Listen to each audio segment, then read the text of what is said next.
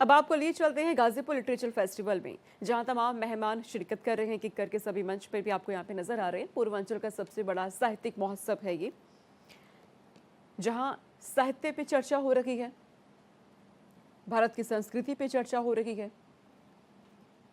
जड़ों की ओर इस फेस्टिवल की थीम है, जिसके माध्यम से सीधे तौर पर संदेश दिया जा रहा है कि आपको अपनी संस्कृति से, आपको अपनी जड़ों से कैसे जुड़ के रहना है। भारत एक्सप्रेस के सहयोग से इस कार्यक्रम का आयोजन किया गया है, भारत डायलॉग्स के साथ। इस कार्यक्रम के मुख्य संरक्षक हैं भारत एक्सप्रेस के सीएमडी उपेंद्र राय जी।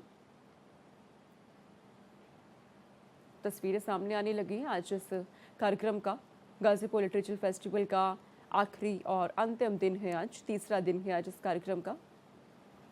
साहित्य जगत के तमाम जो बड़ी हस्तियां हैं, जो बड़े शख्सियत हैं, वो एक एक करके लगातार यहाँ पे नजर आए, पहुंचे। सभी ने अपनी बातों को रखा, अपने विचार यहाँ पे साझा किए।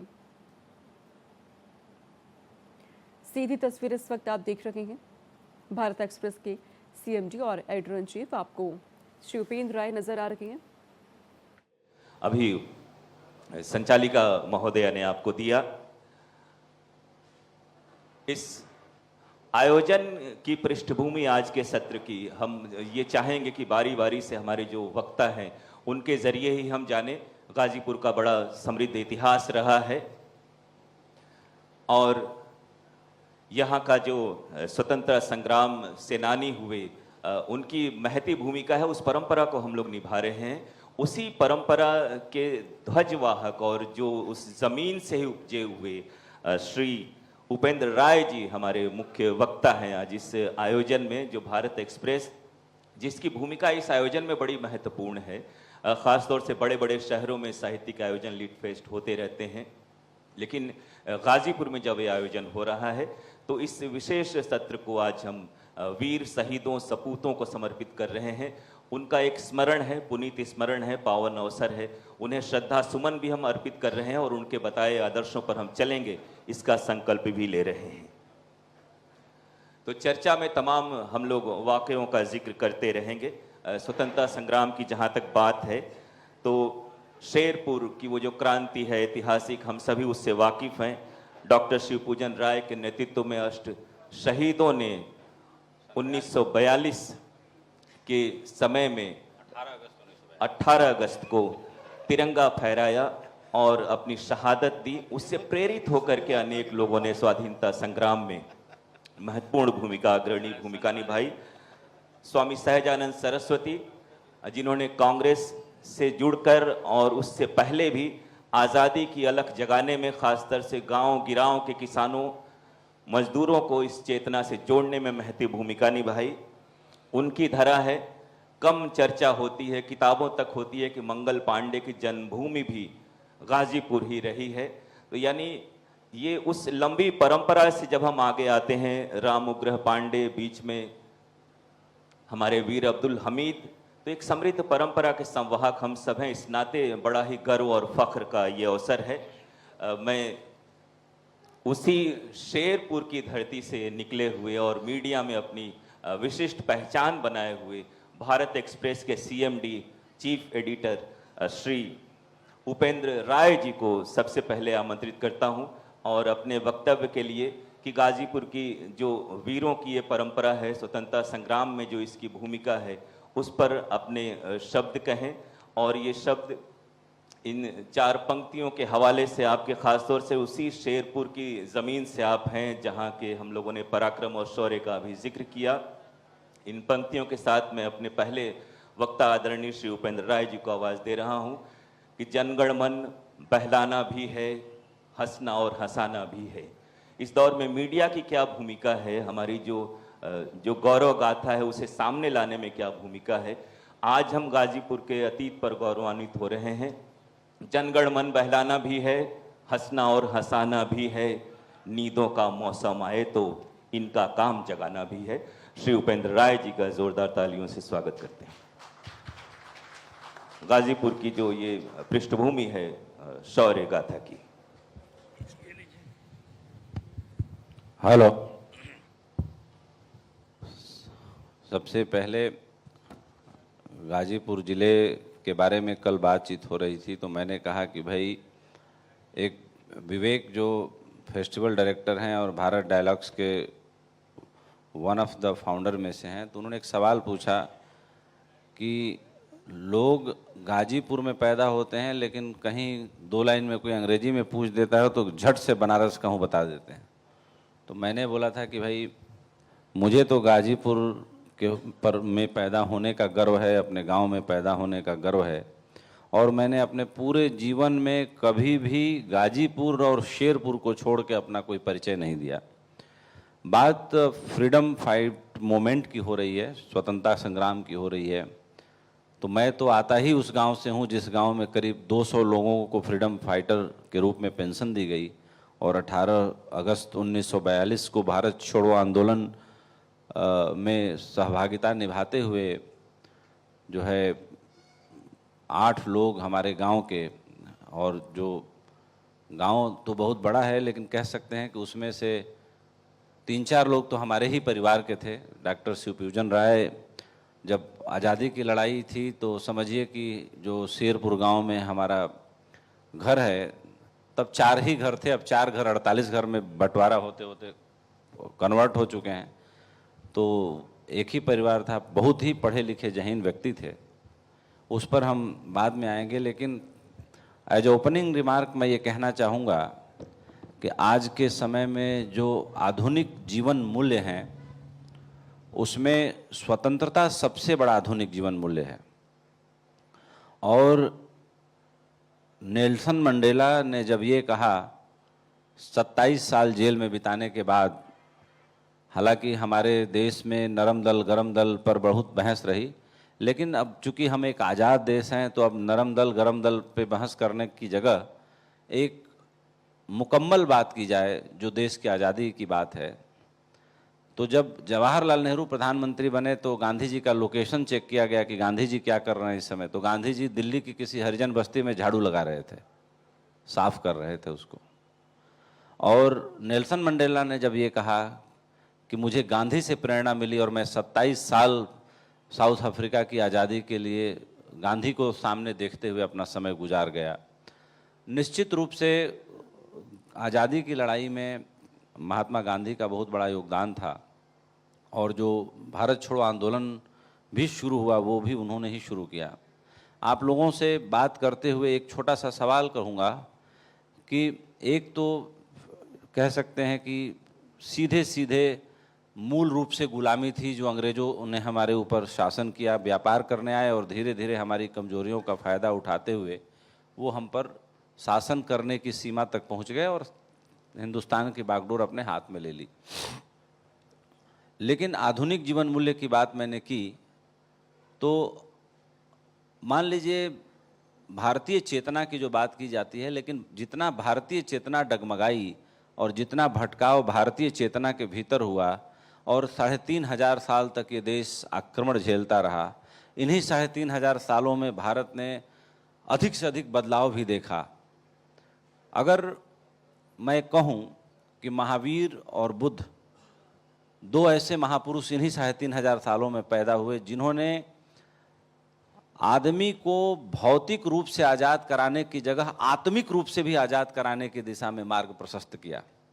एक छोटा सा सवाल आज आप लोगों से पूछूं कि अगर अमेरिका दुनिया का सबसे अमीर देश है, अमेरिका सबसे ज़्यादा वर्ल्ड में कैपिटल को, पूंजी को कंट्रोल करता है, यही उसकी ताकत है। अमेरिका आध्यात्म के जगत में कभी जगत गुरु नहीं बना, वो जगत गुरु बनने का दावा हमारे पास था और आज भी हमारे ही पास है। भले हम आज के डेट में तमाम मुश्किलों का सामना कर रहे हों, लेकिन अमेरिका निश्चित रूप से एक दिशा में जगत गुरु बन गया, वो कैपिटलिज्म, पूंजीवाद की दिशा में, क्योंकि उसके पास सबसे ज़्यादा पैसा है। लेकिन अगर आधुनिक जीवन मूल्य की और स्वतंत्रता की बात की जाए और इस दुनिया के सारे पूंजीपतियों का धन एक बैंक में इकट्ठा करके रख दिया जाए और तराजू के एक पलड़े पर बुद्ध और महावीर को बिठा दिया जाए, इसमें से कितने लोग हैं जो बुद्ध महावीर को छोड़ के तराजू के दूसरे पलड़े पर बैंक में रखे हुए धन को चुनना चाहेंगे? मुझे नहीं लगता कोई बुद्ध महावीर की कीमत पे धन चुनना चाहेगा। लेकिन बंद कमरे में अपने निजी स्वार्थ के लिए लोग बहुत कुछ चुन लेते हैं। लेकिन अगर खुला मैदान हो तो मुझे लगता है कि कम आत्मवान आदमी भी बुद्ध महावीर को कुछ पैसे के लिए नहीं खोना चाहेगा। हालांकि बुद्ध महावीर की तुलना पैसे से की भी नहीं जा सकती, लेकिन मैंने एक आधुनिक जीवन मूल्य की बात की। जैसे आज एक लड़की इस स्थिति में सक्षम हो पाई है कि वो चाहे तो अपने चुनाव से शादी कर सकती है। आज के 50 साल पहले, आज के 30 साल पहले भी अगर देखें, मैं अपनी ही शादी की बात कर लूं, 2004 में मैंने शादी की। मेरे माता पिताजी नहीं आए शादी में, उनको बुरा लगा कि मैंने वैश्य परिवार की लड़की से शादी कर ली। तो इतनी भी फ्रीडम नहीं थी। देश को भौतिक रूप से आज़ादी तो मिल गई, प्रधानमंत्री हमारा हो गया, राष्ट्रपति हमारा हो गया, लेकिन इससे आगे की बात थोड़ा करनी चाहिए हमें। जो आज़ादी हमें सही अर्थों में हमारी आत्मा को कली से फूल की तरह खिला दे, वैसी आज़ादी भी बड़ा जरूरी है कि हम अपने चुनाव से शादी कर सकें, हम अपने चुनाव से पढ़ सकें, हम अपने चुनाव से यात्रा कर सकें, हम अपने चुनाव से बोल सकें, हमें जो अच्छा लगे हम उसकी तरफ दारी कर सकें, उसके तरफ जाके खड़ा हो सकें, और जो हमें बुरा लगे उसका मुखर होकर विरोध कर सकें। ये आज़ादी के बाद की आज़ादी है, और ऐसी आज़ादी पाने वाले दुनिया में बहुत कम देश हैं। अमेरिका का जो संविधान है, कानून है, इतना मजबूत है कि वहाँ भी बहुत तरह की समस्याएं हैं।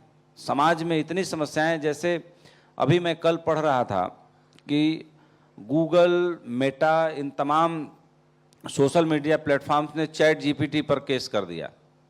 अब जेनजी पॉपुलेशन जो है, जो 10 से लेकर 15 साल 16 साल के बीच की है, अब परप्लेक्सिटी और एआई टूल चैट जीपीटी है, वो अब कोई गूगल नहीं करता, कोई यूट्यूब नहीं करता, वो सीधे जो है चैट जीपीटी पे जाता है, अपना वॉइस कमांड देता है या 2 लाइन टाइप करता है, सब कुछ एक ही प्लेटफॉर्म पे मिल जा रहा है।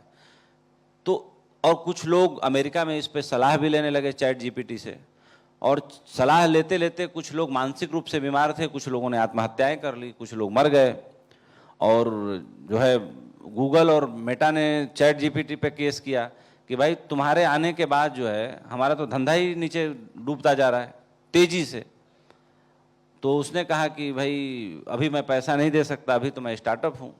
तो गूगल और मेटा ने कहा, मार्क जुकरबर्ग की कंपनी ने, करे भाई तुम काहे का स्टार्टअप हो, $500 बिलियन की तो तुम्हारी वैल्यूएशन पहले महीने में हो गई है, और तुम हम लोगों से भी ज़्यादा बड़े होने जा रहे हो, तो स्टार्टअप काहे के हो, इतना पैसा तुमने कमा लिया।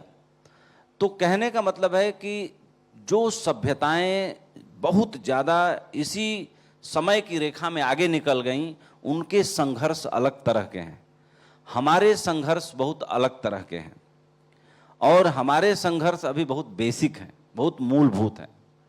लेकिन आपके सामने बैठ के मैं उन समस्याओं की भी चर्चा और अपनी समस्याओं की चर्चा कर पा रहा हूं, तो ये इस बात की सूचना है कि हम एक ग्लोबल विलेज में रहते हैं, यानी सूचना हमारे तक भी आ रही है तभी तो कर पा रहे हैं, नहीं तो सूचना नहीं आती तो हम नहीं कर पाते। तो मेरा ये कहना है कि हमें जीवन के आधुनिक मूल्यों की तरफ बढ़ना है, हमें उस आज़ादी की तरफ भी बढ़ना है जो हमारी आत्मिक ऊंचाई को ऊपर ले जाए, जो हमें कम से कम इतना साहस दे कि हम सरकार का विरोध कर सकें। 2 बात, अगर इस जिले के डीएम एसपी ने कोई अन्याय किया है तो खड़ा होकर उसके खिलाफ आवाज़ उठा सकें। अगर मुख्यमंत्री ने कुछ ऐसी बात बोली है तो हम मीडिया पर्सन है तो इतना 2 लाइन लिखने का, 2 लाइन ट्वीट करने की हैसियत रखें, बोलने की हैसियत रखें। अगर इतना भी हमारे अंदर आत्मा नहीं बची है तो आप ये समझना कि जो आज़ादी हमने सन 47 में 15 अगस्त की आधी रात को पाई थी, उस आज़ादी का कोई मूल्य नहीं है। वैसे भी अब सीमाओं का बहुत ज़्यादा मूल्य नहीं बचा, सीमाओं का ज़्यादा मूल्य उन देशों में बचा है जो तीसरी दुनिया के देश कहे जाते हैं, जो लोगों ने अपनी सीमाएं अब धरती की जगह आसमान से भी सुरक्षित कर ली हैं। उनकी तरफ देखने की हैसियत अब किसी साधारण देश की और या कोई XYZ देश की है नहीं। अगर अमेरिका की 10 कंपनियों का, कल मैंने बोला था, अगर पूरा नेटवर्थ जोड़ दिया जाए तो दुनिया में लगभग 200 प्लस देश हैं। 200, कोई 220 बोलता है, 230 बोलता है, उसमें संख्या घटती बढ़ती रहती है कई कारणों से, लेकिन 220 के आसपास देश हैं पूरी दुनिया में। उसमें से 190 देश को अमेरिका के सारे पूंजीपति अगर मिल जाए यानी कि पृथ्वी के 90% हिस्सा को वो खरीद सकते हैं। तो आप उसकी ताकत का अंदाजा लगाइए। हालांकि ममदानी के बनने के बाद न्यूयॉर्क में एक आर्टिकल मैंने कल और पढ़ा टाइम्स ऑफ इंडिया में एडिट पेज पे, कि वहाँ पे बहुत अलग तरह का द्वंद्व वहाँ भी चल रहा है, फंडामेंटलिज्म को लेके, जो इस्लाम को लेकर के। अब एक मुस्लिम कम्युनिटी का आदमी मेयर बन गया तो वहाँ के जो कुछ अमेरिकन्स हैं जो नौकरी से रिजाइन कर रहे हैं, न्यूयॉर्क पुलिस डिपार्टमेंट छोड़ रहे हैं, सरकारी नौकरियाँ छोड़ रहे हैं, कि भाई अब जो है बहुत अलग तरीके का शासन यहाँ पे न्यूयॉर्क में आ गया। लेकिन जितना ममदानी को वोट मिला, 10 लाख वोट उसको मिले। जो दूसरा कैंडिडेट था, मतलब टोटल 40% वोट उसको मिले, 50.1% वोट इसको मिले। और जो ट्रंप के कैंडिडेट थे उनको केवल समझिए कि बहुत 10% के करीब 10% वोट मिले, 50 इनको, 40 उनको, 10 इनको। तो एक आदमी ने व्यंग करते हुए लिखा है, हमारे मित्र हैं तेजेंद्र शर्मा जी, लंदन में रहते हैं, पुरवाई करके एक मंच चलाते हैं वो, तो उन्होंने लिखा कि अगर ट्रंप जरा सा भी होशियार होता तो उसको सिर्फ एक काम करना था कि ममदानी को सपोर्ट करने की घोषणा कर देनी थी, ममदानी अपने आप हार जाता। लेकिन एड़ी चोटी जोर लगाया ममदानी को हराने के लिए, वो ममदानी जीत गया। क्योंकि ट्रंप के खिलाफ अमेरिका में भी बहुत ज़्यादा हताशा, निराशा और गुस्से का माहौल है। तो कुल ले दे के आज़ादी पर हम चर्चा कर रहे हैं, तो आज़ादी के आगे की आज़ादी और प्लस जो आज़ादी मिली हुई है उसके संविधान के मूल जो हमारे पिलर्स हैं उनको भी कई बार हम अपने आँख के सामने हाथों से रेत की तरफ फिसलते हुए देखते हैं। कई बार हम लाचार पाते हैं, कई बार देखते हैं कि पुलिस उठा के किसी जर्नलिस्ट को ऐसे ही बंद कर देती है बिना गाजर मूली की तरह। तो डिपेंड करता है कि हम किस तरह की सभ्यता या किस तरह का आचरण अपने लोगों के बीच, अपनी जनता के बीच, अपने समाज के बीच और किस तरह के लोग हम निर्मित कर पाए हैं। सच्चे अर्थों में अगर आज़ादी हो तो हम उसको कहेंगे कि आदमी ज़्यादा संजीदा हो गया, ज़्यादा आत्मवान हो गया, ज़्यादा विवेकशील हो गया, ज़्यादा प्रगतिशील हो गया, उसके आधुनिक मूल्य ज़्यादा तरक्की कर गए। लेकिन अगर ये सब नहीं है तो एक भौतिक रूप से मिली आज़ादी और एक हाथ से दूसरे हाथ में बदली हुई सत्ता का कोई बहुत ज़्यादा मतलब नहीं होता। मैं चाहूँगा कि आनंद सर इस पर कुछ प्रकाश डालें। सही बात कही कि हमें उस आज़ादी से आगे की जो आज़ादी है, जो मानवीय मूल्यों की, परंपराओं की, खुद अपने सलीके से अपने जीवन को जीने की आज़ादी, उस ओर आगे बढ़ने की ज़रूरत है। अभी आपने अपने जो संबंध है उसमें बागी होने की बात कही। बागी बलिया हम लोग कहते हैं, लेकिन बलिया जब नहीं था तो बागी गाजीपुर हुआ करता था। और अभी आपने बिल्कुल, अभी आपने आवाज़ उठाने की बात कही, तो हम सब इस बात के बिल्कुल तस्कीन और तसल्ली कर सकते हैं कि आप जैसे निष्पक्ष और निर्भीक पत्रकार, जिसने बहुत सारे जो ऐसे कांड हैं जिनको जनता के सामने आप ले आए और उस पर कार्रवाई हुई, तो गाजीपुर की धरा से निकले हुए आप जैसे वरिष्ठ पत्रकार जो आज मेन स्ट्रीम मीडिया में एक महत्वपूर्ण स्थान आपने बनाया है अपने परिश्रम से, और तमाम इस क्षेत्र के विकास और युवाओं को आगे ले आने में आप महत्वपूर्ण भूमिका निभा रहे हैं। उसी की कड़ी एक ये GLF भी है। तो उसी बागी स्वभाव का जिक्र करते हुए मैं, चूंकि हमारे पैनल में एक आध सदस्य ऐसे हैं जिनकी तुरंत ही फ्लाइट है, श्री समीर चटर्जी जी को मैं चर्चा में शामिल कर रहा हूं, जो एग्जीक्यूटिव एडिटर हैं TV9 के और इलेक्ट्रॉनिक और प्रिंट मीडिया में 25 से ज़्यादा वर्षों का अनुभव है। अभी हम लोग, जैसा राय साहब भी चर्चा कर रहे थे कि जब हम लोग बाहर जाते हैं, मैं भी मुंबई, कलकत्ता, कई शहरों में रहा अखबारों में, तो हम लोग कहते थे कि बनारस के रहने वाले हैं। अब जब अगला सवाल आया कि बनारस में कहाँ, तब अपन गाजीपुर का नाम लेते थे और तब गहमर, उतरौरी, रेवतीपुर का हम लोग नाम लेते हैं। लेकिन अब समय थोड़ा सा बदला है। समीर जी ने भी गाजीपुर की धरा से अलग अलग शहरों और चैनलों और प्रिंट और इलेक्ट्रॉनिक मीडिया का सफर तय किया है। जब हमारे यहाँ का एक व्यक्ति बाहर जाता है, मुकाम बनाता है, तो गाजीपुर की जो ऐतिहासिक गौरव गाथा है, स्वाधीनता आंदोलन की गाथा है, वीर और सैन्य पराक्रम की गाथा है, किस प्रकार गर्व का अनुभव करता है, और इस मौके पर क्या स्मरण और याद करना चाहेंगे श्री समीर चटर्जी? धन्यवाद। गाजीपुर को याद करने की ज़रूरत नहीं है। यहाँ जितने लोग मौजूद हैं उनके खून में है गाजीपुर। विवेक और पूजा ने एक बार बुलाया, हम सब यहाँ दौड़े चले आए। ये है गाजीपुर। ये गाजीपुर का प्यार है, गाजीपुर का प्रेम है, गाजीपुर की वीरता है, गाजीपुर की ताकत है। और गाजीपुर को बार बार ये बताने की जरूरत नहीं पड़ती कि हाँ उनके लाल यहाँ और देश भर में बिखरे हुए हैं। आज की डेट में हम ये एकदम बहुत आसानी से ये बात कह सकते हैं कि गाजीपुर के लाल झुके नहीं कहीं। उपेंद्र जी हमारे बीच यहाँ बैठे हुए हैं, इसके साक्षात उदाहरण है। मैं चाहूंगा आप सब लोग एक बार जोरदार तालियों से उनका स्वागत करें। देखिए, गाजीपुर सिर्फ तमाम सरकारों ने गाजीपुर को सिर्फ आर्मी में लोगों को भरने का एक जरिया बना लिया। इस शहर को हमेशा पिछड़ा छोड़ा। 70 साल से हम पुल के लिए तरसते रहे। 70 साल से हमारे पास डबल लाइन नहीं थी, ठीक से रोजगार नहीं था। हमारा युवा ले देकर फौज की ओर जाता था। तमाम वीरों के नाम आपने खुद बताए, लेकिन क्या सरकार ने उन वीरों के लिए या इस शहर के लिए कुछ किया? इस पे हमें सोचने की जरूरत है। क्या आर्मी का एक अस्पताल गाजीपुर में नहीं खुलना चाहिए था? क्या कारगिल में सबसे ज्यादा शहीद होने वाले जवान इसी शहर से हैं? ये शायद बहुत कम लोग जानते होंगे। हमारे 6 जवान कारगिल के युद्ध में शहीद हुए। क्या उनको सम्मान देने की जरूरत नहीं थी? क्या ऐसा सरकार ने सोचा कि हम एक अच्छी कैंटीन खोल दें? 30,000 से ज्यादा लोग जो अलग अलग तरीकों से गाजीपुर से जुड़े हुए हैं फौज में, क्या उनके लिए एक अच्छे कैंटीन की जरूरत नहीं थी? क्यों नहीं है? क्यों? क्योंकि हम खुले दिल से हमेशा काम करते रहे और हमारा इस्तेमाल होता रहा। संभव है नई सरकारों ने थोड़ा देखा हो, लेकिन अभी भी बहुत कुछ करने की जरूरत है गाजीपुर के लिए। अरुण जी। जी बिल्कुल, आपने सही कहा। और इस तरह का आयोजन और हम जैसे लोग जो दूर दराज अपने नौकरी पेशे से जुड़े हुए हैं, वापस जब अपने जनपद में आते हैं, एक तो है कि सोशल मीडिया इंटरनेट के ज़माने में एक चेतना, और जो पहले हम लोग थे कि उसको व्याख्यायित करना होता था। प्रोफेसर आनंद प्रधान हमारे बीच हैं, IIMC के आप वरिष्ठ प्राध्यापक हैं। मीडिया, पत्रकारिता, जनसंचार का कई दशकों का अनुभव है, कई पुस्तकें हैं।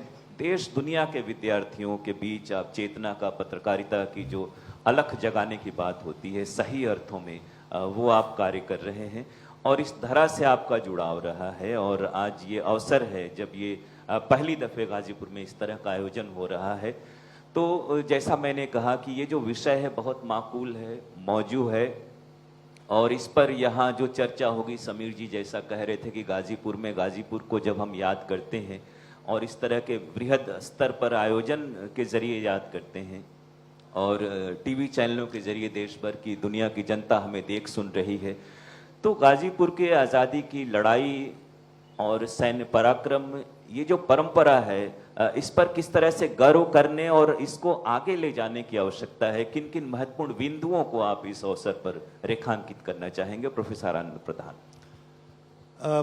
बहुत बहुत धन्यवाद। मैं 2-3 पहलुओं पर आप सबका ध्यान खींचना चाहता हूं।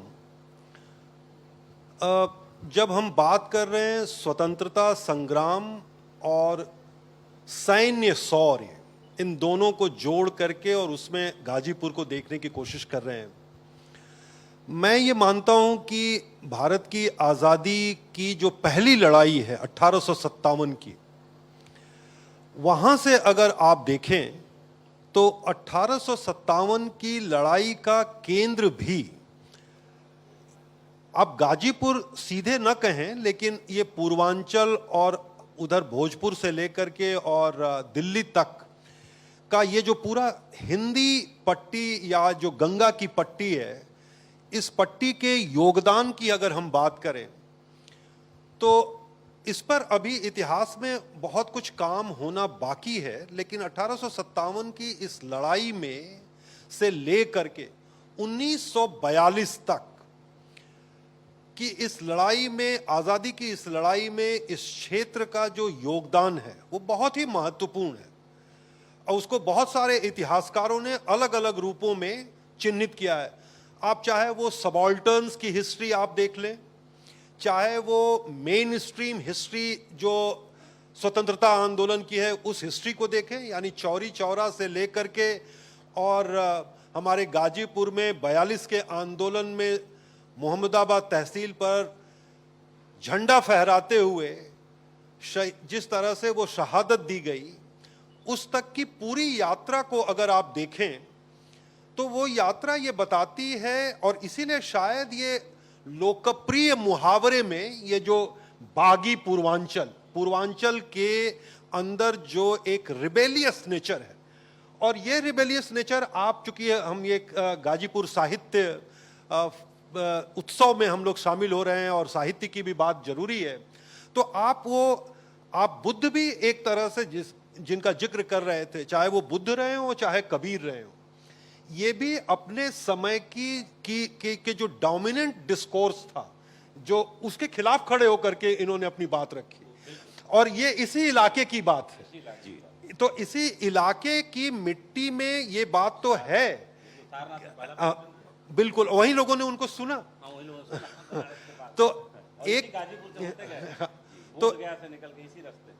तो एक मामले में मैं ये समझता हूं कि इस मिट्टी के अंदर ये एक विद्रोही स्वभाव, और वो विद्रोही स्वभाव हमारे हर जगह दिखाई पड़ता, और जो एक रिस्क लेने की, जोखिम उठाने की, मर मिटने की एक जो जिसको अगर हम शौर्य के साथ जोड़ें, तो आप देखिए कि आज से उस समय जब अंग्रेजों ने कहा कि मॉरिशस और फिजी और गयाना और सूरीनाम जैसे देशों में लोग रिस्क लेकर चले गए वो, जबकि एक जमाने में जब कहा जाता था भारत के बाकी हिस्सों में ये कहा जाता था कि भाई समुद्र पार मत करो, ये धर्म के खिलाफ है, तब भी यहां से लोग निकल के चले गए और बिना कुछ बोले और श्रम से उन्होंने अपनी झंडा वहां गाड़ दिया। पर इसके साथ साथ मैं ये भी कहना चाहता हूं कि इसमें जो एक इस संस्कृति के जो रिबेलियस होने की या एक विद्रोही स्वभाव की जिस बात को हम कह रहे हैं, वो दरअसल इसके किसानी प्रवृत्ति से आता है, किसानों की ये, और इसका संबंध उस सामंती ढांचे से भी जुड़ा हुआ है। सामंती ढांचे में जो एक हायरार्की है उसके साथ एक लॉयल्टी भी है, लॉयल्टी भी जुड़ी रहती है।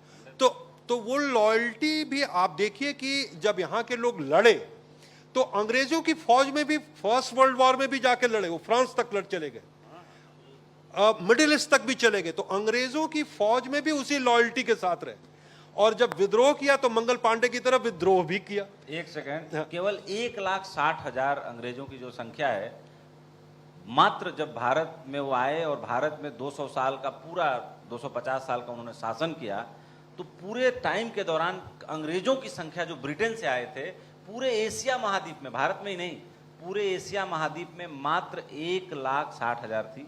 बाकी यहाँ के लोग ही यहाँ के लोगों पे शासन कर रहे थे, और जितने अंग्रेज थे वो कमांडिंग पोजीशन में थे, और एग्जीक्यूट कराने वाले सिपाही यहीं के हमारे अपने भाई थे, हमारे घर के, आपके घर के, सबके घर के लोग रहे होंगे। तो ये जो फ्यूडलिज्म की जो लॉयल्टी है हायरार्की के साथ, समझ गए तो उन्होंने वो भी इस्तेमाल किया, और लेकिन उसके खिलाफ विद्रोह भी हुए, 1857 का विद्रोह भी था वो, लेकिन अंग्रेजों ने उससे सबक सीख लिया तुरंत, और सबक सीख करके उसमें अपना बदलाव भी किया।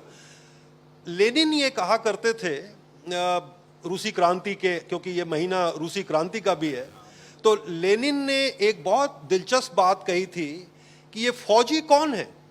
उन्होंने कहा कि ये फौजी दरअसल वही किसान है जो ये मिलिट्री का ड्रेस पहन के खड़ा है, ये किसान ही गए हुए हैं वहां। तो ये किसान के अंदर की जो जिजीविषा है, जितने भी मतलब इस इलाके में, हाँ, टिकने की, धैर्य, जो लड़ने की उसके अंदर क्षमता है, वो क्षमता दरअसल जिस हम गाजीपुर की बात कर रहे हैं, जिसमें एक रिबल भी है, उसमें एक लॉयल्टी भी है, मतलब किसी को भी हम एक पहचान से नहीं जोड़ सकते। हर आदमी के अंदर और हर इलाके के अंदर कई पहचान है। उन पहचानों में गाजीपुर की पहचान में हम शौर्य भी देख रहे हैं, हम लॉयल्टी भी देख रहे हैं, हम एक रिबेल भी देख रहे हैं, और हम वो भी देख रहे हैं कि आज़ादी के बाद भी आप देखिए कि सेना में जितने लोगों की भर्ती यहां से होती रही, गहमर में तो पूरा एक रिक्रूटमेंट सेंटर ही खुल गया।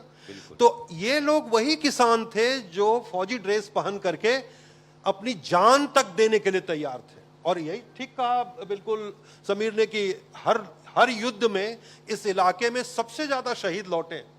तो ये भी एक बताता है कि इस गाजीपुर की जो पहचान है और इस पहचान में जो शौर्य जिसकी हम बात कर रहे हैं, वो शौर्य उसी किसानी संस्कृति से आता है। उस किसानी संस्कृति के ही प्रतीक आपको कबीर भी हैं, वो किसानी संस्कृति के ही है। देखिए वो जुलाहा हैं, तो हाथ का काम कर रहे हैं। हाथ के काम की ताकत को हम उनके साहित्य में, उनके काम में और उनके रिबेल में हम देखते हैं। रैदास को भी आप देख लीजिए। तो एक सबॉल्टर्न्स का भी जो विरोध है या विद्रोह है वो भी इस इलाके में दिखाई पड़ता है। आप चौरी चौरा में जाइए तो चौरी चौरा में जो शहीदों की सूची लगी हुई है उसमें ज्यादातर लोग समाज के सबसे कमजोर हिस्से से आए हुए लोगों की सूची है वहां। तो एक ये बताता है कि समाज में हमेशा एक हलचल और चेतना रही है, और वो चेतना शायद अभी हमने इतिहास में उतनी महत्वपूर्ण तरीके से उसको दर्ज नहीं किया है, लेकिन उसको दर्ज करने का समय आ रहा है। बिल्कुल, आपने इतिहास में उस चेतना और गौरव गाथा को दर्ज करने की बात कही। हमारे बीच इस पैनल में डॉक्टर मनोज राय जी हैं और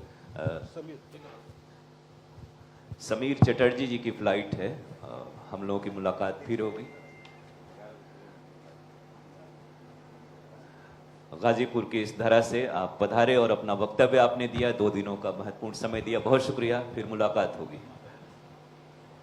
तो जैसा प्रोफेसर आनंद प्रधान कह रहे थे कि इस गौरव गाथा को आगे बढ़ाने, बार बार इसे महसूस करने, इस चेतना के प्रचार प्रसार की बहुत आवश्यकता है, और इसमें पत्रकारिता, साहित्य, मीडिया अपनी महत्वपूर्ण भूमिका निभाता रहा है, निभा सकता है। डॉक्टर मनोज राय हमारे बीच हैं, साहित्यकार हैं, समालोचक, प्राध्यापक। आप पधारे हैं महात्मा गांधी अंतर्राष्ट्रीय हिंदी विश्वविद्यालय वर्धा से। बड़ी बात यह है कि आप वहाँ पर शेरपुर गांव के ही हैं। शेरपुर के कई लाल हुए, तो शेरपुर के जो लाल हैं वो अपनी ये जो ध्वजा पताका है वो अलग अलग शहरों में फहरा रहे हैं, हर क्षेत्र में। अभी प्रोफेसर आनंद प्रधान ने कहा कि आज़ादी और सैन्य शक्ति ही नहीं, कला, विज्ञान, भाषा, व्याकरण और हर क्षेत्र में, जमीन से लेकर कृषि से लेकर अंतरिक्ष तक में गाजीपुर के जो होनहार प्रतिभाएं हैं, विशेषज्ञ हैं, उन्होंने अपना परचम लहराया है। मैं डॉक्टर मनोज राय को जोड़ रहा हूं इस बात का, मैं जिसका जिक्र कर रहा था कि आप ने भी उस जिम्मेदारी का निर्वहन एहसास किया है जैसा हम सब करते हैं। उपेंद्र राय जी भी जिसका जिक्र कर रहे थे कि जब भी मौका आता है, आप गाजीपुर, शेरपुर की घटना हो या यहाँ का जो सैन्य परंपरा है, गहमर और अन्य गांवों से जो बड़े बहादुर पराक्रमी वीर सैनिक जाते हैं देश की सेवा में, उस पर आप लिखते भी रहे हैं और बहुत सारे आपके लेख हमने पढ़े हैं। आज इस मौके पर वो अवसर है कि हम गाजीपुर की जो ऐतिहासिक वीर गाथा है, सैन्य परंपरा है, उसका हम जिक्र कर रहे हैं। आपके हृदय में कौन से भाव आते हैं, कौन कौन सी प्रमुख बातें हैं जिनका आप उल्लेख करना चाहेंगे? खास तौर से ये भी महत्वपूर्ण है कि इस हॉल में आज बड़ी तादाद में नई पीढ़ी के भी लोग हैं, पुराने लोग भी हैं, पुरानिये भी हैं, उनका हम आदर सम्मान करते हैं। एक बार जोरदार तालियां इस भव्य सभागार में उपस्थित आप सबके लिए। और 4 लाइनें मुझे अपनी याद आती हैं, उसके साथ मैं आपको आवाज़ दूंगा क्योंकि मैंने आपको बहुत पढ़ा है, यहाँ की चीज़ों के बारे में, इन बातों के बारे में जानकारी ली है। नौजवानों के लिए कि हमें हतोत्साहित नहीं होना है। देखना कश्ती समंदर देखना, देखना कश्ती समंदर देखना और लहरों में उतर कर देखना, आजमाइश के लिए तो भंवर है, मत किनारों पर मुकद्दर देखना। चुनौती हर दौर में रही है, हमेशा रहेगी, लेकिन गाजीपुर की धरा में वो ऊर्जा है कि उस चुनौती से हम पार पा जाते हैं। शौर्य गाथा और सैन्य परंपरा का जिक्र कर रहे हैं डॉक्टर मनोज राय। धन्यवाद महोदय।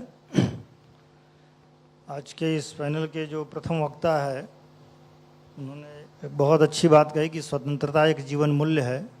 अगर वह जीवन मूल्य है तो पुरुषार्थ भी है, और पुरुषार्थ के साथ जैसा उन्होंने बताया कि अगर संस्कार जुड़ जाए तो वह जीवन और उदात्त हो जाता है। मैं अपनी बात बहुत ही सूत्र रूप में रखूँगा।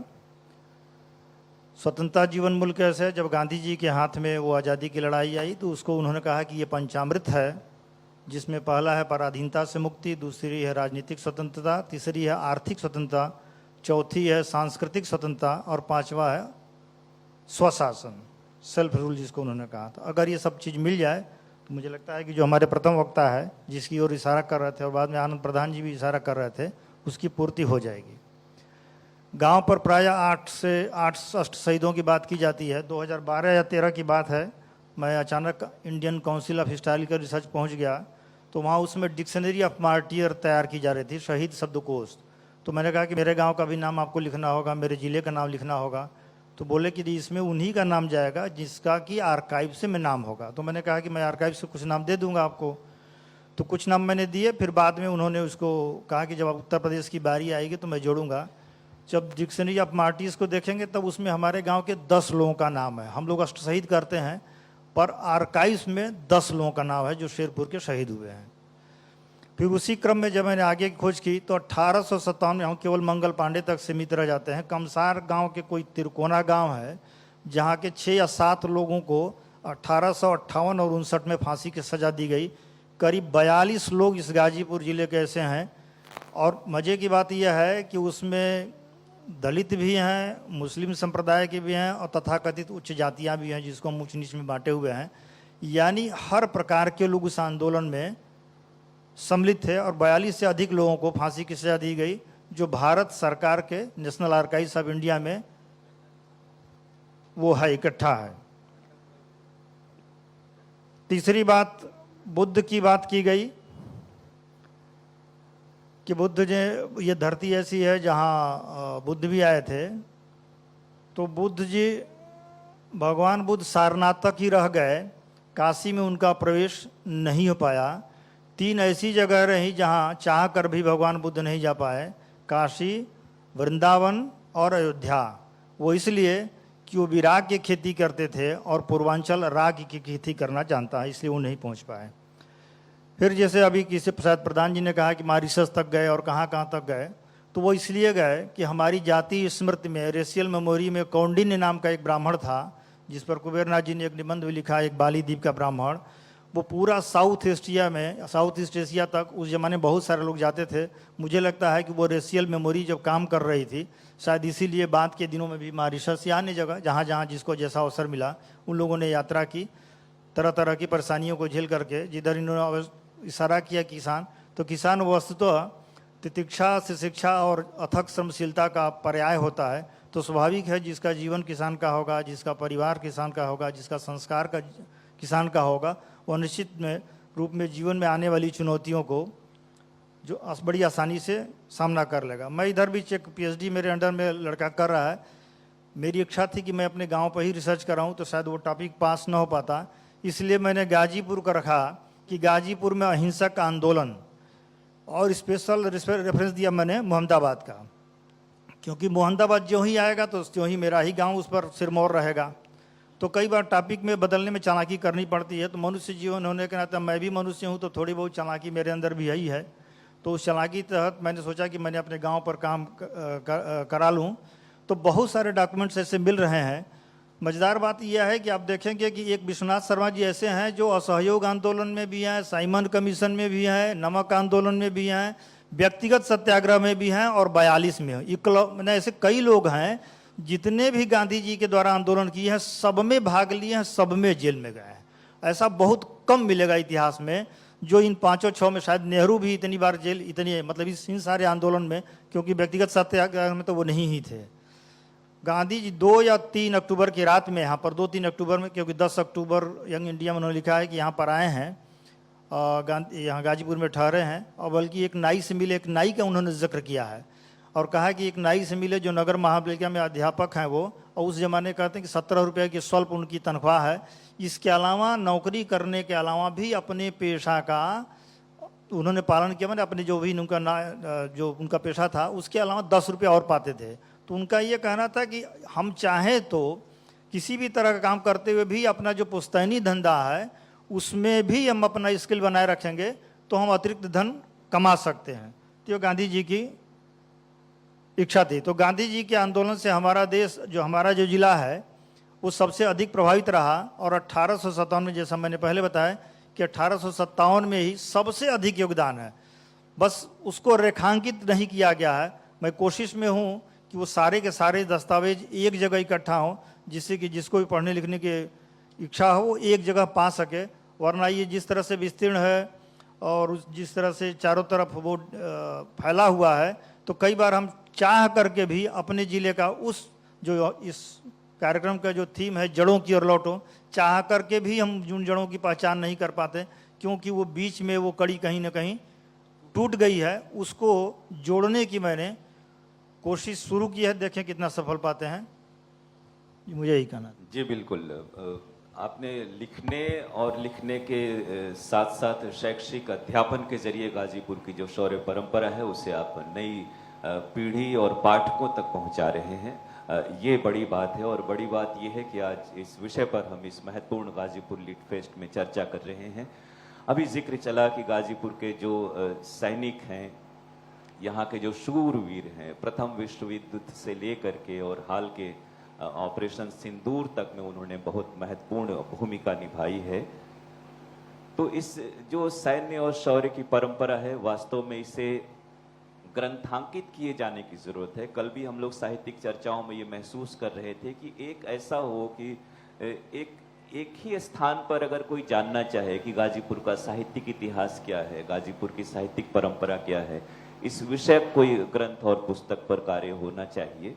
और एक गाजीपुर की सैन्य परंपरा पर एक जगह पर आप जैसे विशेषज्ञ अगर उसे लिख सकें, रख सकें, और लिखने रखने से आगे जनता तक मीडिया के द्वारा पहुंचाने की जब बात होती है, और बहुत सारे हमारे नायक है, हीरो हैं, मंगल पांडे, अब्दुल हमीद और शिवपूजन जी का जिक्र हुआ, और नए दौर में भी कारगिल युद्ध में भी यहाँ के 6 जवानों ने अपनी शहादत दी देश के नाम से, ऑपरेशन सिंदूर में अपना पराक्रम दिखाया। तो मीडिया, मुख्य संचार और जो मेन स्ट्रीम है उसकी क्या भूमिका हो सकती है, और आपकी क्या इस बारे में कुछ कॉन्सेप्ट, कुछ संकल्पना है कि आज श्री उपेंद्र राय जी उस जगह पर हैं कि वो जिस तरह से नई चीज लेकर के गाजीपुर में आए हैं, जो उत्सव का कॉन्सेप्ट है, उसी तरह से जो गाजीपुर की शौर्य गाथा है, इससे हम क्या जनमानस तक, जन जन तक और लोकप्रिय बनाने, पहुंचाने में मीडिया किस तरह से भूमिका निभा सकती है, उसके कौन से प्रमुख बिंदु? श्री उपेंद्र राय। देखिए, जब अंग्रेजों का शासन था, बात उसी समय की है, बात 1787 की है। तब कार्यपालिका, न्यायपालिका, विधायिका के रूप में डेमोक्रेसी के 4 पिलर होते थे। हालांकि उसी सदी में अमेरिका आज़ाद हुआ था 1776 में, 4 जुलाई 1776 को। तो एक ब्रिटेन के बड़े विचारक थे एडमंड बर्क।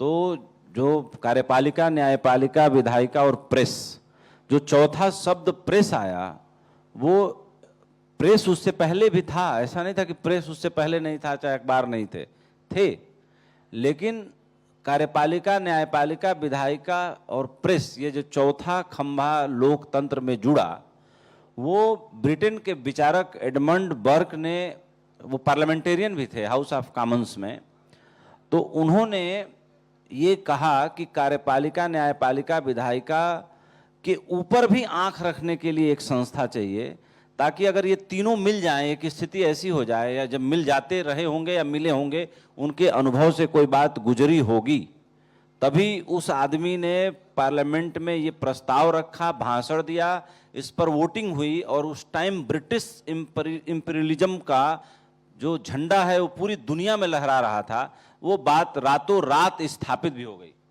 और रातों रात लोगों ने इसको मान भी लिया। तो मीडिया की जो भूमिका है, मैं मानता हूं कि देखिए, 2 उदाहरण दूंगा। हमेशा मैंने नारसिम मोंजी से एमबीए किया था। जब मैं बम्बई नौकरी करने चला गया था तो इवनिंग क्लासेस की थी मैंने, तो उसमें एक चैप्टर पढ़ाया जाता है ब्रांड डाइवर्सिफिकेशन। यानी कि कोई एक धंधे में आप काम कर रहे हैं तो आप अध्ययन करते रहिए कि इसी से जुड़ा कोई दूसरा काम करें जो ये मेरा पुराना वाला धंधा नए वाले धंधे को सपोर्ट करे, और ब्रांड एक नया तैयार करिए। जैसे मीडिया में टाइम्स ऑफ इंडिया ने काम किया, इवेंट की एक नई कंपनी खोल दी, डिजिटल मार्केटिंग की बहुत पहले एक नई कंपनी खोल दी। जो आप स्क्रीन देखते हैं जेसी ड्यूएक्स जो फ्रेंच कंपनी है, वो तो बाद में, उससे पहले टाइम्स ऑफ इंडिया ने काम चालू कर दिया था। तो ब्रांड डाइवर्सिफिकेशन करके उस कंपनी बेनेट कोलमैन ने अपने को बहुत बड़ा बनाया। फिर मीडिया इंस्टीट्यूट खोले, फिर जो है उन्होंने बेनेट यूनिवर्सिटी भी खोल दी, बहुत सारा काम कर दिया। एक एग्जाम्पल दिया मैंने। मैं कहना ये चाहता हूँ दो एग्जाम्पल। एक एग्जाम्पल जो कहा जाता है कि पुलित्जर अवार्ड के बारे में हम लोग सुनते हैं, तो पुलित्जर का एक अखबार था अमेरिका में, और एक और अखबार था, देखिए उसके चलाने वाले, हाँ, हर्स्ट। तो ये दो अखबार हुए। तो पुलित्जर चूंकि अच्छी प्रामाणिक खबरें छापते थे, और दूसरा अखबार जो था वो सर्कुलेशन के चक्कर में उसने अमेरिका और क्यूबा के बीच ऐसी अफवाह फैलाई कि युद्ध जैसी स्थिति पैदा हो गई। और दूसरा एग्जाम्पल दे रहा हूँ कि जब वियतनाम की लड़ाई चल रही थी तो वाशिंगटन पोस्ट ने खबर छापी जिसमें आधा कपड़ा जला हुआ बच्ची चीखते हुए सड़क पे दौड़ रही है, और उस एक फोटो और कैप्शन का अमेरिकी जनता के दिमाग पे इतना असर हुआ कि अमेरिका की जनता अपनी ही सरकार के विरोध में खड़ी हो गई और युद्ध बंद करना पड़ा। ये दो एग्जाम्पल बाहर के, मैंने इंडिया से बाहर के, दो एग्जाम्पल इंडिया के अंदर के दे रहा हूँ। हुआ ये कि जब मणिपुर में दो बच्चियों को नंगा करके घुमाया गया तो किसी मेन स्ट्रीम मीडिया ने उस पर बहुत तवज्जो नहीं दिया, या मीडिया के पास फुटेज भी था तो उसको दबा दिया गया, कहानी जो भी रही हो। लेकिन एक अननोन से आदमी ने, अज्ञात से आदमी ने अपने सोशल मीडिया पोस्ट पर उस वीडियो को डाला और 4 लाइन का कैप्शन लिखा, भूचाल मच गया। तो मेन स्ट्रीम मीडिया वहां पर अपनी जिम्मेदारियों को जितना सही तरीके से निभा सकता था, मैं मानता हूं कि वहां पे हम नहीं निभा पाए, वहां पे हम पूरी तरह से फेल हो गए। लेकिन सोशल मीडिया जो एक नया टूल बन के उभरा है, मैं कह सकता हूं कि ये ब्रांड डाइवर्सिफिकेशन है, मीडिया का एक्सटेंशन है और सुपर एक्सटेंशन है। इसने आम आदमी के हाथों को जितना मजबूत किया है, मैं कह सकता हूं कि इससे पहले आम आदमी का हाथ इतना मजबूत नहीं था। लेकिन उसके बाद भी सरकारें सोशल मीडिया को बंद करवा देती हैं जब उनको लगता है कि नहीं यार कुछ नुकसान हो रहा है। तो उस पर भी, चूंकि जैसे एक सज्जन ने मेरे से पूछा कि भाई साहब आप तो दुनिया घूमते रहते हैं, ये बताइए आईफोन कितना सेफ है। हमने बोला किस मामले में? बोले मतलब वही व्हाट्सएप सब फेस टाइम। हमने कोई कुछ भी सेफ नहीं है। बोला क्यों? लोग तो कहते हैं कि FBI को भी ये डेटा नहीं देता। हमने बोला ये सब बेकार की कहानियां हैं। अभी आप इस देश में कोई कंपनी खोलिए, सरकार कहे कि भाई राष्ट्रहित का मामला है, तो उससे ऊपर कोई मामला ही नहीं बनता। देश हित के ऊपर नेशनल सिक्योरिटी का मामला, राष्ट्रीय सुरक्षा का मामला है, कोई फोन होगा, कोई सर्वर होगा, कोई भी डेटा होगा, आपको देना ही पड़ेगा, आप भाग नहीं सकते। वहां भी CIA, FBI और नेशनल सिक्योरिटी एजेंसी अगर कोई चीज मांगे तो वहां के आईफोन को भी देना ही पड़ेगा। तो मैंने कहा इससे अच्छा है कि आप अपने आचरण व्यवहार पे कंट्रोल रखिए। ऐसा कोई डेटा रख के डरने की जरूरत क्या है? वो डर से ही दूर रहिए। तो कहने का मतलब है कि मीडिया बहुत सकारात्मक भूमिका निभाता रहा है, और मीडिया के बाद जो मध्यम वर्गीय उम्मीदों को परवान चढ़ाया बाजारवाद ने, वो एक रिस्क की तरफ तो ले गया।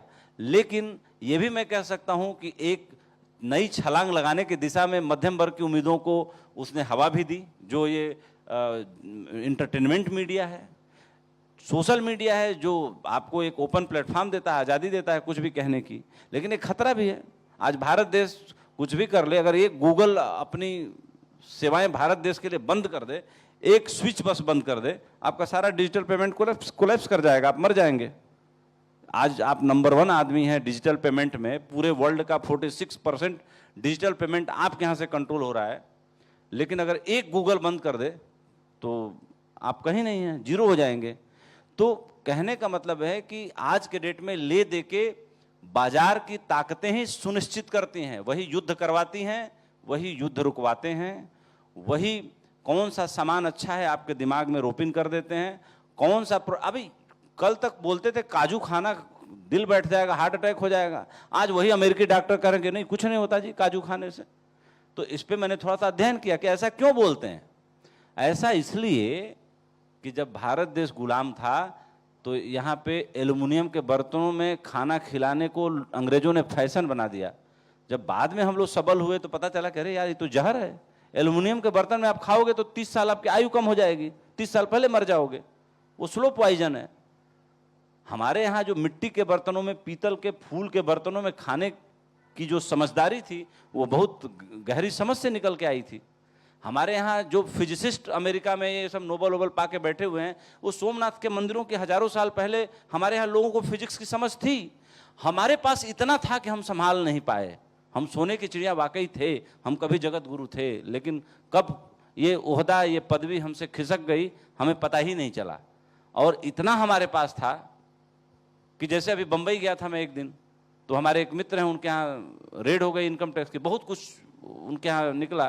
तो मैंने बोला कि महाराज, मैंने मुझे लगा कि बेचारे दुखी होंगे, बहुत धनाढ़ लोग हैं। तो बोले उपेंद्र भाई दुखी किस होने वाला, कितना सोना था मुझे खुद ही नहीं पता था। इनकम टैक्स वालों ने गिना तो पता चला कि इतना सोना भी पड़ा हुआ है हमारे पास। तो कुछ लोगों के पास इतनी भी दौलत है कि कितना सोना पड़ा हमें। तो ऐसे भी लोग हैं इसी देश में, और ऐसे भी लोग हैं कि एक वक्त का खाना नहीं है। मैंने अपने गांव में ऐसे भी परिवार देखे हैं कि जिनको मतलब खाने की भी दिक्कतें थी। अपने जीवन में ऐसे लोगों को भी जानता हूं, और ऐसे लोगों की मदद करने का सौभाग्य परमात्मा ने मुझे दिया है कि मतलब 10,000 11,000 रुपया जेब में रख दिया और आदमी फपक के रो पड़ा, फूट के रो पड़ा। तो मैंने ऐसे भी दिन देखे हैं और रोज देखता हूं। तो कहने का मतलब इस देश में जितनी डाइवर्सिटी है, इस देश में जितना ऊपर नीचे है, और जितना है हैव-नॉट के बीच की खाई है, उतना शायद दुनिया के और बहुत कम देशों में होगी। अफ्रीकी देशों की तो मैं बात करता नहीं, जहाँ पे तानाशाही है, गुंडागर्दी है, सैन्य शासन है, उनको किनारे कर दो। लेकिन ऐसी मुकम्मल डेमोक्रेसी वाले देश भारत जैसे दुनिया में और कहीं नहीं है, जितनी इतनी डाइवर्सिटी के बाद भी यहाँ आदमी राम नाम की चादर तानता है, रात को सो जाता है, सवेरे टाइम से जग जाता है, काम पे निकल जाता है। तो इस देश में कुछ अभी भी है जो लोगों को जोड़े हुए है, बांधे हुए है, जो टूटने नहीं देता। अरुण जी। बिल्कुल आपने सही कहा। और बाजार पर आपने जिक्र किया, हमें लगता है कि साहित्य हो, मीडिया हो, इलेक्ट्रॉनिक मीडिया हो, चैनल्स हो, सब पर थोड़ा सा बाजार का प्रभाव तो है कि चीज़ जो उपभोक्ता तक पहुँचे, जिसे वो पसंद करे, स्पॉन्सर्ड। हमें आप देखिए सत्य तो है ही, हमें गाजीपुर लिट फेस्ट के लिए भी प्रायोजक चाहिए होते हैं। विचारधारा से, मूल्यों के अनुकरण और आचरण से बहुत सारी चीज़ें सिद्ध नहीं होती। हम अपने कमरे के गांधी हो सकते हैं। बाजार पे एक शेर मैंने बहुत पहले कहा था कि ये बाजार की साजिशें हैं समझना, ये बाजार की साजिशें हैं समझना, वो चाहें तो गांधी को पैकेट बना दें। प्रोफेसर आनंद प्रधान को हम जोड़ना चाहेंगे। अभी जिक्र हुआ, समीर जी गए, उनकी फ्लाइट थी, लेकिन वो कह रहे थे, देखिए अंग्रेजों ने भी जब यहाँ फैक्ट्री खोली तो अफीम की फैक्ट्री खोली। ये बड़े मार्के वाली बात है। वो चाहते तो यहाँ पे युद्ध यंत्रों की, मशीनरी की, गन, बम, बारूद के कारखाने खोल सकते थे। जो हमारी वीरता और शौर्य की गाथा परंपरा प्राचीन काल से है, ऋषि काल से है। दरअसल आज का विषय तो नहीं है, लेकिन हम रामायण कालीन जो ऋषि हुए उनका भी ये कार्यक्षेत्र गाजीपुर बलिया रहा है। तो और गाजीपुर की संत परंपरा बड़ी सुदीर्घ है। वीर योद्धा यहाँ पर हुए हैं जिनका हम लोग आज जिक्र कर रहे हैं।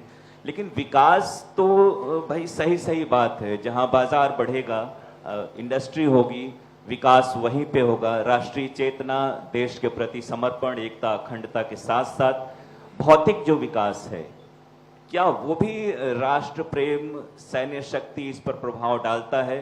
समीर जी और बाकी हमारे एक आध वक्ता ने ये भी कहा कि पहले गहमर में भर्ती का कैंप लगा करता था। कैंटीन, जो मिलिट्री कैंटीन होती है, वो खुद वहाँ पर जाती थी, लेकिन इन दिनों बंद है। और अग्निवीर भी आ गई है योजना।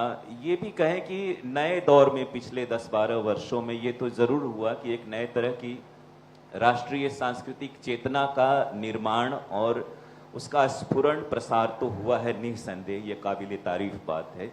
लेकिन सैन्य परंपरा और इस शौर्य गाथा जिसका हम लोग जिक्र कर रहे हैं, उसमें विकास कि कितनी अपेक्षाएं, ज़रूरियात इस ज़मीन को है ताकि हम गाज़ीपुर और इस पूर्वांचल को और मजबूती के साथ देश और विश्व के फलक पर ले जा सकें। इस बारे में प्रोफेसर आनंद प्रधान के विचार बहुत ही महत्वपूर्ण होंगे। प्रोफेसर प्रधान।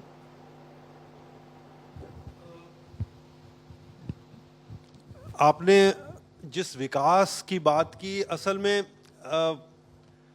अब विकास किसको कहा जाए और विकास की परिभाषा क्या है?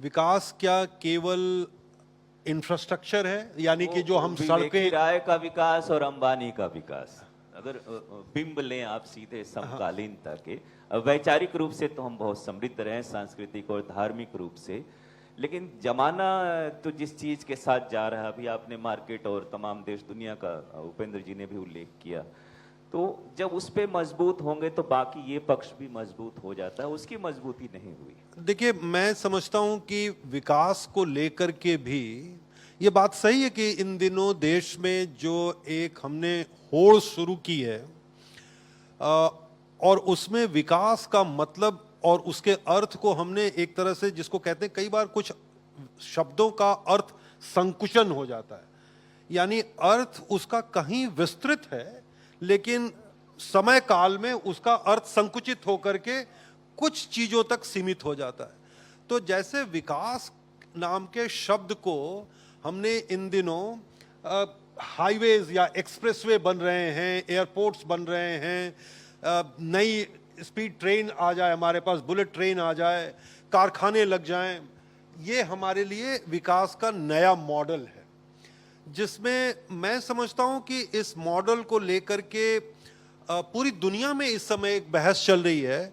और चूंकि आज हम स्वतंत्रता संग्राम और गाजीपुर और इस इलाके के बारे में बात कर रहे हैं, तो उस संदर्भ में भी मैं कह रहा हूं, गांधी का नाम भी कई बार आया, जिक्र किया मनोज जी ने। आज इस विकास को लेकर के भी बहुत गहरे सवाल उठ रहे हैं, और ये सवाल ये हैं कि क्या ये विकास टिकाऊ है?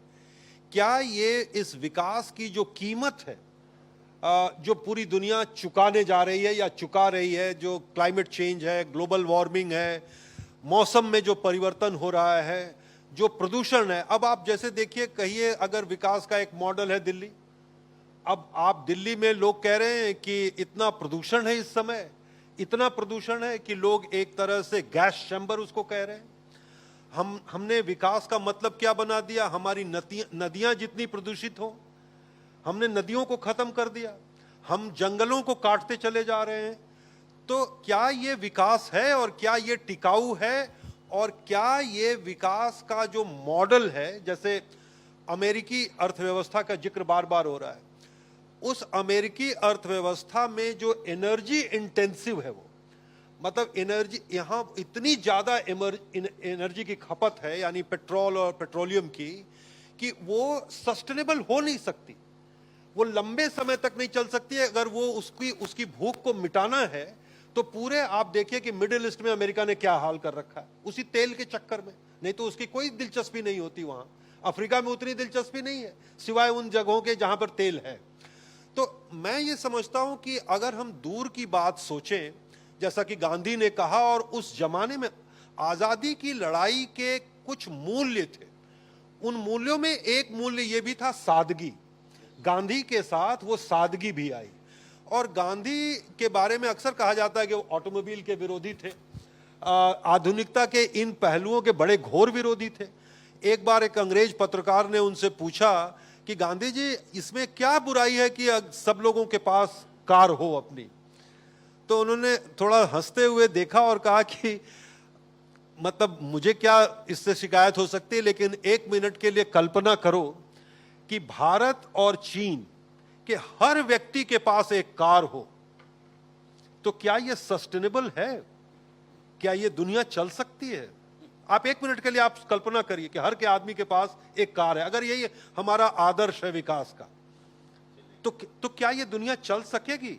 मतलब आप कल्पना करिए कि 140 करोड़ कार यहां और करीब एक इतना ही 150 करोड़ कार वहां, तो क्या यह दुनिया चल पाएगी?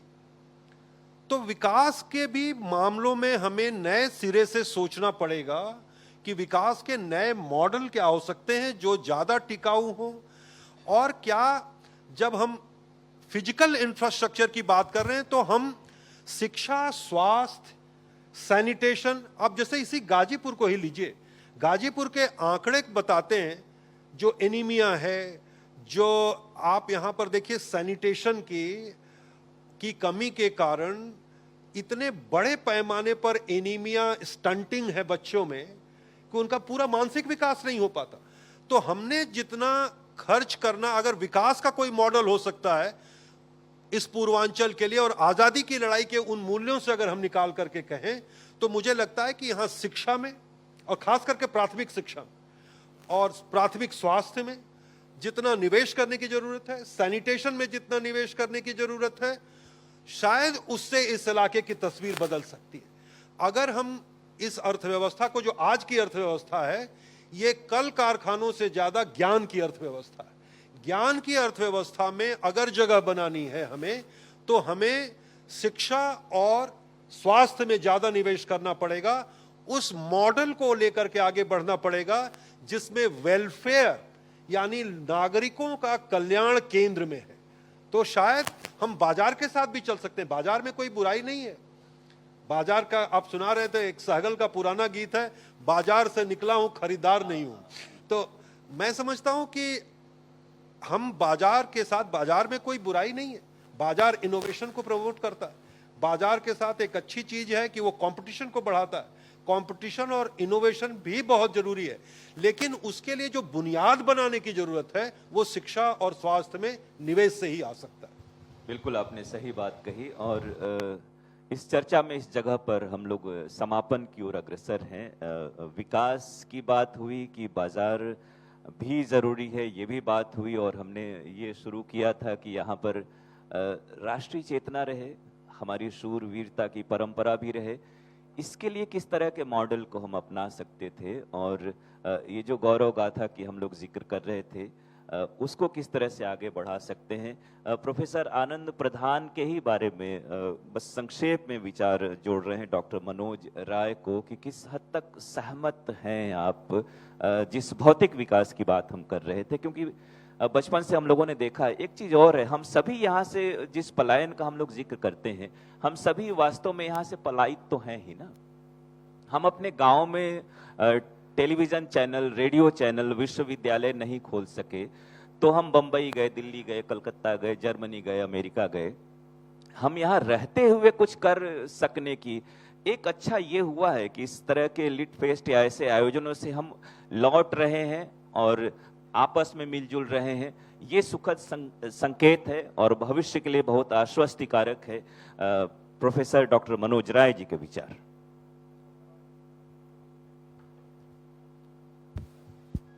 धन्यवाद। मैं पुनः अपनी बात एकदम सूत्र में कहूँगा, और चूंकि दो बड़े व्याख्याता यहाँ हैं और दोनों व्याख्याताओं ने लंबी लंबी व्याख्या दी है, तो उसके बीच से ही कुछ मैं निकाल कर कहूँगा। उपेंद्र जी ने चर्चा की आचरण की सभ्यता, सरदार पूर्ण सिंह का निबंध है, और उस आचरण की सभ्यता को हमारे बीच ही अभी हाल हाल में रहे एक व्यक्ति ने अपने जीवन में उतार लिया था, जिसका नाम है गांधी। तो अगर उससे हम सीख लेंगे तो सही बात है, चाहे आप जितना भी डेटा हो, जहाँ से मन हो वहाँ से आप खुदवा लीजिए, निकलवा लीजिए, फर्क कोई नहीं पड़ता जिसकी ओर उन्होंने संकेत किया। एक संकेत उन्होंने कहा कि विश्व गुरु और सोने की चिड़िया, तो पता नहीं ये उपाधि कब मिली थी या कंपटीशन हुआ था, ये तो मुझे आइडिया नहीं है, वो ज़्यादा जानते होंगे। सोने की चिड़िया हमको इसलिए कहा गया कि व्यापार हमारे यहाँ बहुत समृद्ध था और दुनिया का सोना हम यहाँ मसाला बेचकर दुनिया से सोना ले आते थे, इसलिए हम शायद सोने की चिड़िया कहे गए थे। अफीम की चर्चा हुई, अफीम का योगदान 17 से 20% के आसपास योगदान था व्यापार में, लेकिन एक बड़ा मज़ेदार सच यह है कि जब अफीम का व्यापार बंद हुआ उसके 20 वर्ष के भीतर ही ये अंग्रेज सरकार भी ढह गई। तो आप सोच लीजिए वो कितना पैसा कमाता रहा होगा। जहाँ बाजार की बात हो रही है, तो बाजार तो स्वाभाविक है कि अब ये हम कहते कि नहीं हमको बाजार नहीं चाहिए, तो ये तो मुश्किल है, बाजार तो चाहिए ही चाहिए। लेकिन बाजार के साथ एक महाभारत में एक श्लोक है कि जब हमको परिवार की आवश्यकता हो तो हम व्यक्ति का त्याग कर देते हैं, और जब गांव की आवश्यकता हो तो परिवार का त्याग करते हैं। ऐसे ही जैसे जैसे बढ़ते हैं तो अल्टीमेटली ये कहा जाता है कि जब हाँ हमारी आत्मा की बात आए तो हम पृथ्वी का त्याग करते हैं, पृथ्वी का त्याग बड़े अर्थों में। तो उसी तरह से हम धीरे धीरे अपने स्वार्थों की स्वार्थवृत्ति का त्याग करेंगे तो निश्चित तौर पर हम उस मुकम्मल जगह जहां हमारी इच्छा होगी या जो हमारा आदर्श होगा उसकी तरफ बढ़ सकते हैं, क्योंकि आदर्श की प्राप्ति संभव नहीं है। हाईवे की भी बात की तो स्वाभाविक है कि हाईवे तो बना लिए हम, लेकिन हमने कभी ये अध्ययन नहीं किया कि उस हाईवे बनने से पर्यावरण से लेकर के जो लोग साइकिल मोटरसाइकिल से जा रहे हैं उनके स्वास्थ्य पर क्या असर पड़ रहा है, उस जो पार्टिकल्स निकलते हैं उसका हमने कभी अध्ययन नहीं किया। इसीलिए गांधी जी ने हिंद स्वराज में ही जो एडवर्ड टेलर की पुस्तक थी द फैलेसी ऑफ स्पीड, जिधर आपने संकेत किया, तो वो कहते थे कि भाई गति की अपनी जो है वो बहुत सारी विकृतियां हैं, नुकसान है, तो हमको गति किस बात की चाहिए। हर आदमी देखिए भागे जा रहा है, हर आदमी भागे जा रहा है। रात्रि को सोते समय उसे पूछिए कि भाई भागते हुए आखिर में पाए क्या सोते समय, तो उसके हाथ में कुछ भी नहीं है। तो वो एडवर्ड टेलर ने 1883 में जो पुस्तक लिखी थी, बाद में 1909 में गांधी ने उसका जिक्र किया, वहीं उन्होंने बता दिया कि गति की अपनी एक सीमा है। तो हमारे पूर्वज इस चीज़ को जानते थे कि भौतिक विकास की अपनी एक सीमा है, इसलिए उन्होंने भौतिक विकास की तरफ उतना ध्यान नहीं दिया जितना कि आंतरिक विकास की ओर। पर हम जड़ हो गए तो कुछ ज़्यादा ही आंतरिक विकास की ओर ध्यान देने लगे, और जो बाहरी विकास है उसके साथ संतुलन न बना पाए। शायद इसीलिए हम बाद के दिनों में गुलाम हुए। तो विकास को मतलब जो आजकल एक नया टर्म है सस्टेनेबिलिटी, उसको अगर सही अर्थों में समझ करके उस पर ध्यान दिया जाएगा तो शायद अब भी हमारे पास वक्त है बच जाने का। बहुत सार्थक और समीचीन चर्चा हुई। मैं ये कहूँगा कि हमारे सामने सभागार में भी जो समृद्ध सुधी विद्वान मनीषा एकत्र है, उसके हम बहुत आभारी हैं गाजीपुर लिट फेस्ट की जानिब से कि आप सब आए और ये 2 दिन के आयोजन को आपने सफल बनाया। खासतौर से ये जो सत्र है जिसमें हम गाजीपुर की शौर्य गाथा, वीरता और शौर्य पराक्रम की हम लोग बात कर रहे थे, स्वतंत्रता आंदोलन में गाजीपुर के योगदान की चर्चा कर रहे थे। जिस जगह से हमने शुरुआत की उन्हीं के 2 शब्दों के जरिए हम समापन की ओर भी बढ़ रहे हैं, लेकिन इस संकल्प के साथ, इस वचन के साथ कि ये जो मशाल है गाजीपुर लिट फेस्ट की, राष्ट्रीय चेतना की, शौर्य परंपरा की, विकास की, उसे हम यूं ही निरंतर आगे बढ़ाते रहेंगे। मैं एक बार फिर से आखिरश आवाज दे रहा हूं श्री उपेंद्र राय जी को अपनी इन 2 पंक्तियों के साथ कि चमकता है शहीदों का लहू कुदरत के पर्दे में, चमकता है शहीदों का लहू कुदरत के पर्दे में, शफक का हुस्न क्या है, फूल क्या रंगे हिना क्या है। श्री उपेंद्र राय। देखिए, आप सभी लोग इस सभागार में ऐसे हैं कि मुझे, आनंद जी को, तो मुझे लगता है मैं दावे के साथ कह सकता हूं कि मनोज जी को भी 90% लोग तो पहचानते ही हैं, और 90% लोगों से ज़्यादा मेरी सबसे 1 to 1 मुलाकात है। लेकिन जब कोई चर्चा हो और अधूरी तब हो जब उसका कोई निष्कर्ष न निकले, तो मैं ये कहना चाहूँगा कि इतनी परिचर्चा हुई तो उसका कुछ एक निश्चित निष्कर्ष हमें निकालना चाहिए। जैसे मैं बैठे बैठे सबकी बात सुनते हुए सोच रहा था कि जब आज़ादी मिली हमें, तो जो गांधी जी के अगल बगल बैठने वाले लोग थे उसमें बहुत सारे लोगों में आपसी विचारधारा का बहुत समन्वय नहीं था। कांग्रेसी भी थे, फिर भी पटती नहीं थी। लेकिन गांधी ने जो कैबिनेट बनवाई उसमें डॉक्टर भीमराव अंबेडकर को भी जगह दिया, जिनसे सबको दिक्कत थी। डॉक्टर भीमराव अंबेडकर की एक कहानी है कि जब वो अमेरिका से पढ़ उड़ के आ गए थे, बहुत सारे लोग उनको जान गए थे, तो उनको बहुत सारी जगहों पर छुआछूत के कारण खाने पीने में और लोग बिठाने से हिचकते थे। हुआ ये कि उनके चूंकि बड़ौदा के महाराज ने उनका स्कॉलरशिप दिया था जिसके कारण वो बाहर पढ़ने गए थे, तो वहाँ पे जब वो लौट के आए पढ़ने के लिए तो उनको रहने के लिए घर ही नहीं मिल रहा था। तो उनके साथ एक और बड़ौदा के परिवार के अच्छे संभ्रांत सज्जन थे, उनके क्लासमेट थे। चूँकि बाहर से पढ़ के आए थे तो बाहरी मूल्य और थोड़ा सा प्रोग्रेसिव थे, लेकिन डॉक्टर भीमराव अम्बेडकर ने कहा कि यार तुम अपने घर में मुझे रहने के लिए जगह दे दो। तो बोले कि यार मैं जगह तो दे दूं, लेकिन दिक्कत है कि मेरे माँ बाप को बड़ी दिक्कत है, और जो मेरा नौकर है घर में उसको बड़ी दिक्कत है, वो जाति से ब्राह्मण है। तो ऐसी स्थिति में मैं मदद करना तो चाहता हूँ, लेकिन मैं बड़ा मजबूर हूँ, मैं नहीं कर पाऊँ, कहो तो कुछ पैसे दे दूँ। तो उन्होंने कहा पैसे की ज़रूरत नहीं है, मुझे रहने के लिए घर की ज़रूरत है। तो सरदार वल्लभ भाई पटेल, डॉक्टर भीमराव अम्बेडकर, जवाहरलाल नेहरू, सुभाष बाबू, इन सब लोगों के आपस में कोई बहुत गहरी मैत्री नहीं थी, मैं आपको बता दूं, जहाँ तक मैंने पढ़ा है। लेकिन जो कैबिनेट गांधी जी ने बनाई, उस कैबिनेट में सिर्फ एक कारण से पूछा गांधी जी से पत्रकारों ने कि आपने जवाहरलाल नेहरू को प्रधानमंत्री क्यों बनाया, उनसे ज़्यादा काबिल तो सरदार वल्लभ भाई पटेल लगते हैं। तो गांधी का जो जवाब था वो वाकई मैं गांधी को इसलिए बड़ा मानने लगा। पहले गांधी को लेकर के भगत सिंह, भाई मैं नास्तिक क्यों हूँ, ड्रीम लैंड की भूमिका जब मैंने पढ़ी, मैं सुभाष बोल रहा हूँ, जब मैंने पढ़ा बचपन में 8वीं 7वीं क्लास में था, तो मैं गांधी जी को बहुत बड़ा नेता नहीं मानता था। धीरे धीरे मैं बड़ा उनको मानने लगा। तो गांधी जी ने पत्रकारों को ये जवाब दिया कि देखो, जितने सरदार वल्लभ भाई पटेल, मौलाना अब्दुल कलाम आज़ाद, ये जितने और भी लोग थे, ये कभी न कभी मुझे ये बात समझ में आई कि ये लोग संघर्ष में हैं प्रधानमंत्री की कुर्सी के लिए। नेहरू इकलौता था जो मोतीलाल नेहरू का बेटा था, 1 करोड़ रुपया कांग्रेस को उसके पिता ने मतलब बहुत समय पहले दिया था, आज़ादी के टाइम गांधी ये बात बोल रहे हैं जब कैबिनेट का फैसला हो रहा है, बहुत पहले उसके फादर ने कांग्रेस को 1 करोड़ रुपए का चंदा दिया था उस वक्त में, आप सोचिए। और नेहरू ने कभी मुझसे प्रधानमंत्री पद की चर्चा नहीं की, 17 साल जेल में रहा है, डिस्कवरी ऑफ इंडिया जैसी किताब इस आदमी ने लिखी है। तो मेरे मन अंतरात्मा से आवाज आई कि इसको मौका देना चाहिए। और आप देखिए, अथॉरिटी 2 तरह की होती है, एक फॉर्मल अथॉरिटी होती है, एक इनफॉर्मल अथॉरिटी होती है। जैसे मान लीजिए एक फॉर्मल अथॉरिटी गाजीपुर के डिस्ट्रिक्ट मजिस्ट्रेट हैं, बनारस के मंडल कमिश्नर, उनकी फॉर्मल अथॉरिटी है, वो IAS अफसर हैं, सब कुछ कानून में, संविधान में, एक्ट में लिखा हुआ है कि वो क्या ऑर्डर पास कर सकते हैं, क्या कर सकते हैं, नहीं कर सकते हैं।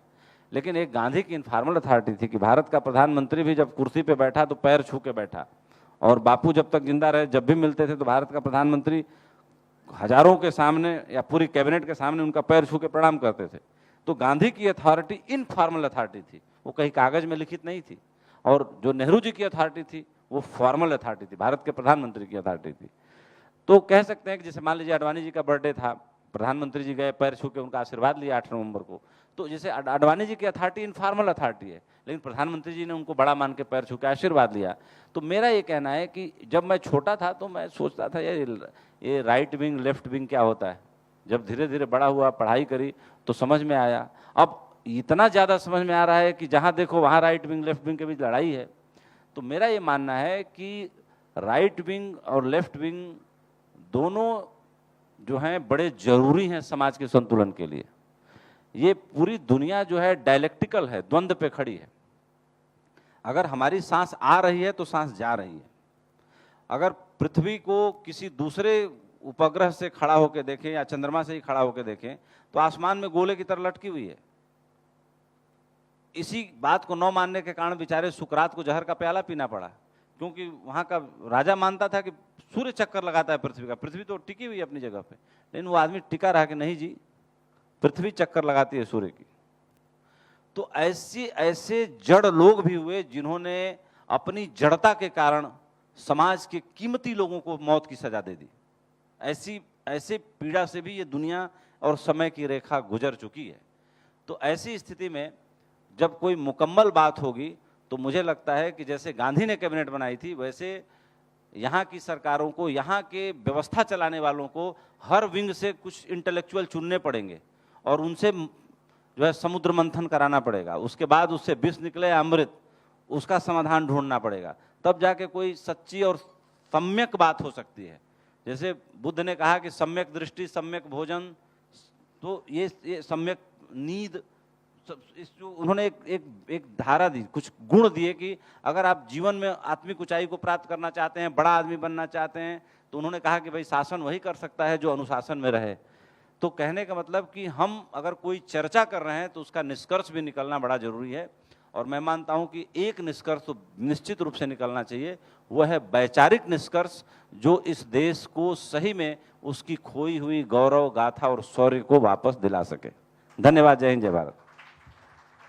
बहुत बहुत शुक्रिया। और बड़ी सार्थक चर्चा हुई और आपने जैसा कहा कि साम्यता और सौम्यता के साथ अपनी चेतना के विस्तार को हम आगे बढ़ाएं, इन्हीं शिद्दत भरी अनुभूतियों के साथ मैं शुक्रगुजार हूं श्री उपेंद्र राय जी का, डॉक्टर आनंद प्रधान, डॉक्टर मनोज राय और समीर चटर्जी जी जिनकी फ्लाइट थी, सभी का बहुत बहुत शुक्रिया। और एंकर तो बहुत ही इंफॉर्मेटिव ये सेशन रहा। मैं चाहूँगी कि अचियत जी स्टेज पर आएं और हमारे सभी अतिथियों को सम्मानित करें।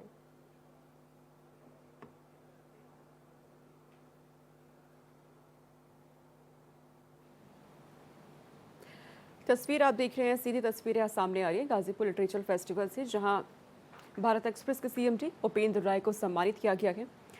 साहित्य से कैसे आपको जुड़े रहना है, साहित्य और संस्कृति कैसे एक साथ मिलकर चलती है, इस पर यहाँ पे अपने अपने विचारों को साझा किया गया है। साहित्य जगत के तमाम जो बड़ी हस्तियाँ हैं वो यहाँ पर एक साथ एकजुट हुए, सभी शख्सियत यहाँ पर पहुंची।